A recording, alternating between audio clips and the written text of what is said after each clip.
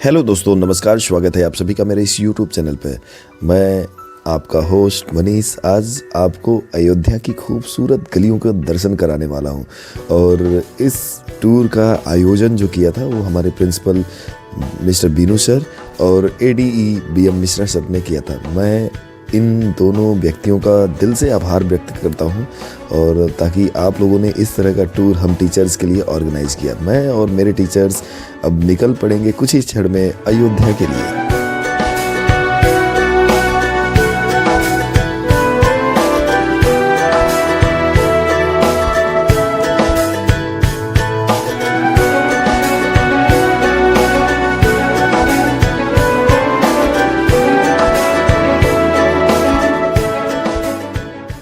Morning में लगभग 6:45 पर हम निकल पड़े अयोध्या की तरफ।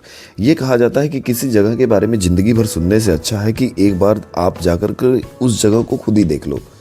हम लोगों ने पुराने अयोध्या का तो कई बार दीदार किया था, लेकिन पहली बार मेरे टीचर्स तो कई बार गए होंगे, लेकिन मैं पहली बार नए अयोध्या का दर्शन करने जा रहा हूँ। और कोशिश है कि मैं किसी भी चीज़ को छोड़ूंगा नहीं, आपको ज़रूर दर्शन कराऊंगा। इसी सोच के साथ आगे बढ़ते हुए हम पहुँचे अपने पहले हॉल्ट पे, जहाँ पे हम लोग फ्रेश होकर के फिर ब्रेकफास्ट कर करके, और ये कामना कंचन की खूबसूरत बस आपके सामने। और बता दूँ, ये जो टूर चल रहा है ये गेट सेट ट्रैवल है, उनके द्वारा ऑर्गेनाइज कराया जा रहा है। और उसके बाद हम लोग यहाँ पे थोड़ा सा मस्ती किए, काफ़ी एक दूसरे की खिंचाई किए, थोड़ा जैसे होता है। और सबके चेहरे पे जो प्रसन्नता थी झलक रही थी। कितना बढ़िया मनोरम दृश्य। और ये बस में हमारे कुछ साथी लोग काफ़ी इंजॉय करते हुए खुश और बिल्कुल संतुष्ट इस टूर से। और हम लोग इसी क्रम में आगे बढ़ रहे थे अयोध्या की तरफ।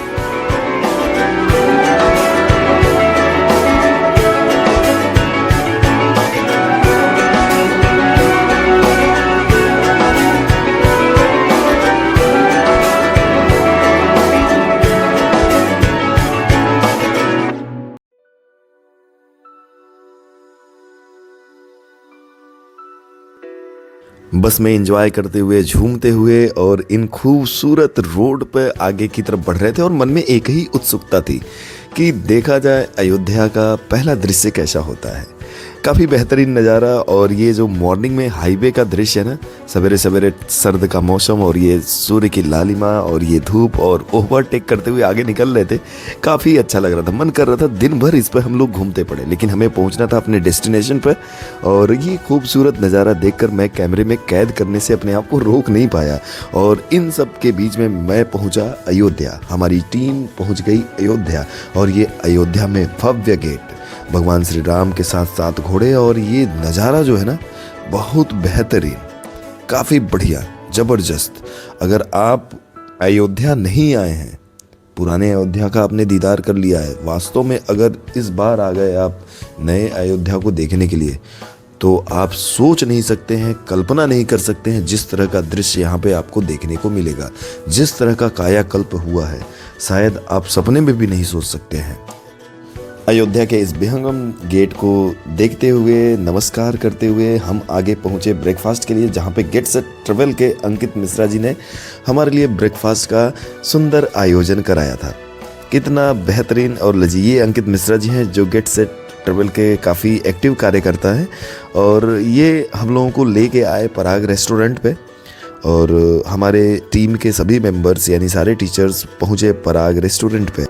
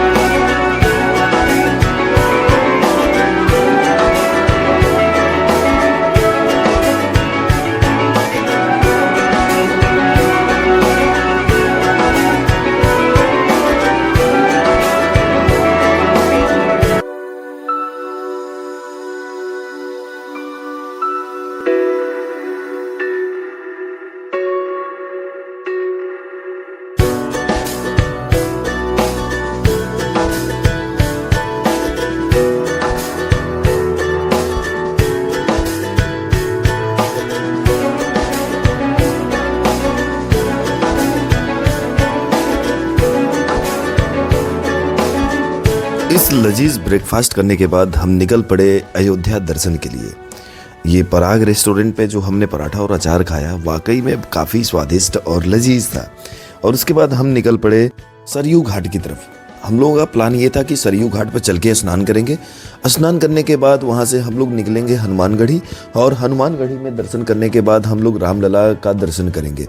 ये हम लोगों का प्लान था। उस प्लान को फॉलो अप करते हुए हम निकल पड़े सरयू घाट की तरफ।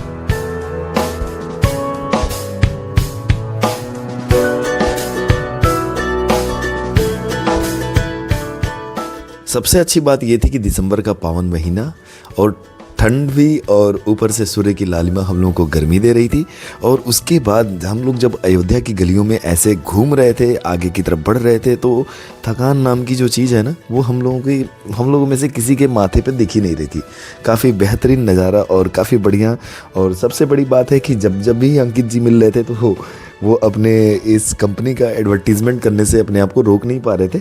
और इन सभी चीज़ों के बीच में, इन खूबसूरत अंदाज के बीच में हम पहुंचने वाले थे सरयू घाट। और ये लता मंगेशकर चौक है, और यहाँ पे लता मंगेशकर जी के याद में बीड़ा बनाई गई है। और वो शायद मैंने कैमरे में रिकॉर्ड तो नहीं कर पाया, अगर हल्का फुल्का आएगा तो देख लीजिएगा। और हम लोग पहुँचने वाले हैं सरयू घाट की तरफ।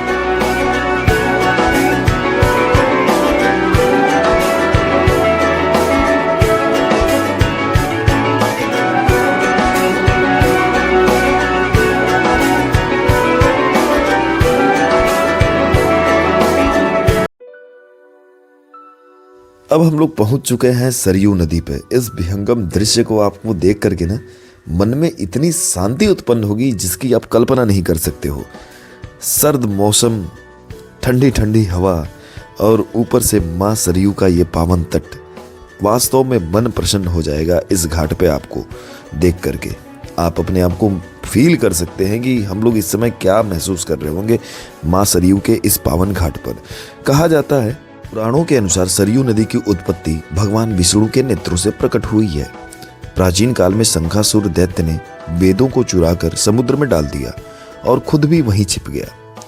इसके बाद भगवान विष्णु ने मत्स्य रूप धारण कर दैत्य का वध कर दिया। फिर भगवान विष्णु ने ब्रह्मा जी को वेद सौंपकर अपना वास्तविक रूप धारण किया।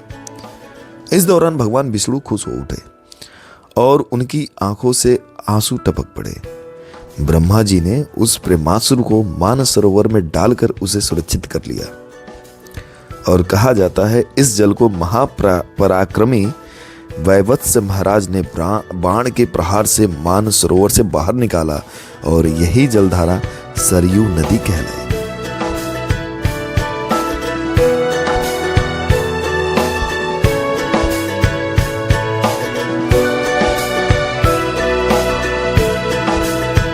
अब हम लोग आगे बढ़ चुके, स्नान के लिए उचित स्थान देख रहे थे ताकि हम लोग कहाँ पे आसानी से बिल्कुल माँ सरयू में डुबकी लगा करके स्नान ध्यान करें। तो हम उसके लिए जगह की खोज में निकल चुके। सोच रहे थे हम लोग ऐसा जगह मिले जो इस भीड़ भाड़ से थोड़ा सा परे हो, जहाँ पे शांति से स्नान किया जा सके। और उसकी सर्च में हमारी टीम के कुछ मेंबर्स बहुत आगे निकल गए थे, और उन्होंने हम लोगों को कॉल करके बताया कि आप थोड़ा सा आगे बढ़ते आइए। और आगे बढ़ते बढ़ते पहुँचे हम उस बढ़िया खूबसूरत मनोरम जगह पे।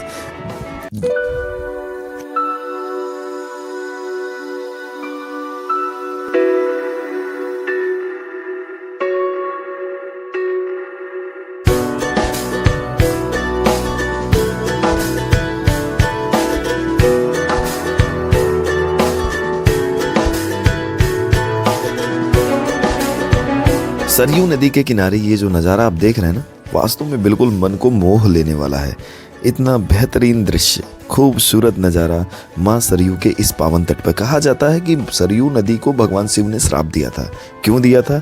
तो ये मान्यता है, भगवान राम ने सरयू नदी में ही जल समाधि ली थी। सरयू नदी में ही भगवान राम ने अपनी लीला समाप्त भी की थी, जिसके वजह से भगवान भोलेनाथ उन पर बहुत क्रोधित हो उठे थे और उन्होंने सरयू को श्राप दे दिया कि तुम्हारा जल मंदिर में चढ़ाने के लिए इस्तेमाल नहीं किया जाएगा, और साथ ही किसी भी पूजा पाठ में तुम्हारे जल का प्रयोग नहीं किया जाएगा। इसके बाद सरयू भगवान भोलेनाथ के चरणों में गिर पड़ी और उनसे बोलने लगी कि प्रभु, इसमें मेरा क्या दोष है? यह तो विधि का विधान है। इसमें मैं भला क्या कर सकती हूँ। माता सरयू के बहुत विनती करने पर भगवान भोलेनाथ ने माँ सरयू से कहा कि मैं अपना श्राप तो वापस नहीं ले सकता, लेकिन बस इतना हो सकता है कि तुम्हारे जल में स्नान करने से लोगों के पाप धुल जाएंगे, लेकिन तुम्हारे जल का इस्तेमाल पूजा पाठ में नहीं किया जाएगा। इसीलिए सरयू माँ के इस जल का पूजा पाठ में यूज नहीं किया जाता है। स्नान करने के बाद हम बाहर आए और जैसे ही आए तो वहाँ पे पंडित जी थे। उन्होंने चंदन का लेप लगाया और माथे पर जय श्री राम का टीका लगाया। उसके बाद हम आगे की तरफ बढ़ चले। हनुमानगढ़ी में जाना चाह रहे थे कि हम लोग सोच रहे थे सबसे पहले हनुमानगढ़ी जी का दर्शन किया जाए, तो उसके लिए हम आगे बढ़ चले। और वास्तव में ये जो टूर था ना, वो काफ़ी सुहावना, काफ़ी बढ़िया, आनंदमयी। ऐसे जगहों पे हमें जाना चाहिए। अक्सर सबके चेहरे पे जो प्रसन्नता झलक रही है वो देखने ही बनती है। वास्तव में ये जो टूर था वो बिल्कुल एक तरह से टेंशन फ्री टूर था। हम लोग बिल्कुल निश्चिंत आगे की तरफ बढ़ रहे थे और सबके मन में एक ही ध्यान था कि कब भगवान श्री राम जी के दर्शन होंगे। और इसी क्रम में हम आगे बढ़ रहे थे। और चूँकि ये वीडियो काफ़ी लंबा होता जा रहा है तो मैं कोशिश कर रहा हूँ कि इसका जो दर्शन वाला सीन है वो पार्ट 2 में मैं डालूँ। और आशा है ये आपको वीडियो काफ़ी पसंद आया होगा। अगर पसंद आए तो प्लीज़ लाइक करिए, सब्सक्राइब करिए हमारे इस चैनल को, मनीष ग्लोब ग्लिम्स को।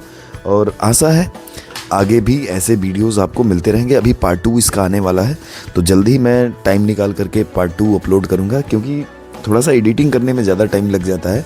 और इसको मैंने बहुत कोशिश किया तो कम से कम 4 घंटा लगा इतने छोटे से इस वीडियो को एडिट करने में। तो आशा है आप इसको पसंद भी करेंगे। और यहाँ पे देखिए एक छोटा सा ड्रेनेज सिस्टम बनाया गया है, जैसे वहाँ से माँ सरयू के नदी से मोटर लगा करके और एक छोटी सी यहाँ पे धारा बनाई गई है, जहाँ पे लोग आकर के यहाँ भी लोग स्नान करते हैं। ये भी सरयू नदी का ही जल है। और इस तरह से मेरे टूर का पहला पार्ट हुआ एंड। आशा है आपको पसंद जरूर आया होगा। बहुत बहुत धन्यवाद। मैं मनीष आपका होस्ट आपसे लेता हूँ विदा। मिलता हूँ अगले वीडियोस में। तब तक के लिए नमस्कार। जय श्री राम।